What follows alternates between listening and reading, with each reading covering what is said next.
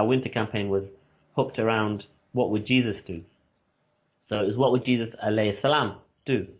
Um, Again, that was why would British Muslims not be having a conversation about Jesus around Christmas time? Yeah, because you can't be a Muslim unless you believe in Jesus. And so if the whole Yeah. country is okay, more khalas, the whole country is talking about shopping, but after shopping, if the whole country is talking about Jesus, why are we not talking about Jesus Yeah. too? No, and that's what it means to be confidently Muslim, because we can tell our story, but comfortably British too, because let's join the conversation. And we trended at #1 on Twitter on Christmas Eve, and there was a whole lot of Wow. conversation going on that Muslims have taken over Jesus on Christmas Eve. It was brilliant, and so it's Yeah. about exploring that, and I Yeah. think it really gives people, that confidence and that sense of belonging. And then all we're doing, the rest is the same. The rest is then we're, putting a website in front of people, putting an event together, fundraising, and similar. There's nothing different other than the flavour. Yeah, I think there's some really amazing lessons in there, though. I mean, you're so right that all the charities out there, they all have websites, they all have campaigns, they all have all these things.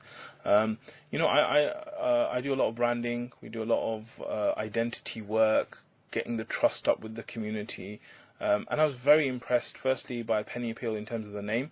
Because, it's like like you're just asking for a penny, right? And then it was like, the whole thing around, like a small change, big difference type of thing, right? That it's a tiny thing you'll do and there's a massive difference. So I just thought the identity was so cool.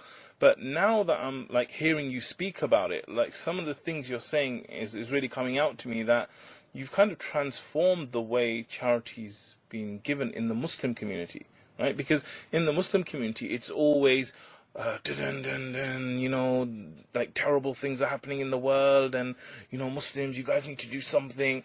And you guys, like, you took it very, like you said, fun and funky and like orange in terms of like the color, and very lively, and you made it something Yeah. positive, right? And that's carved you out to be very different. And I guess that's one of the things that's really accelerated your growth so much, in the sense that if you had just come across like every other old charity in the old days, where it was like, there's disasters happening, give to the disasters, you would have just been seen like those other guys.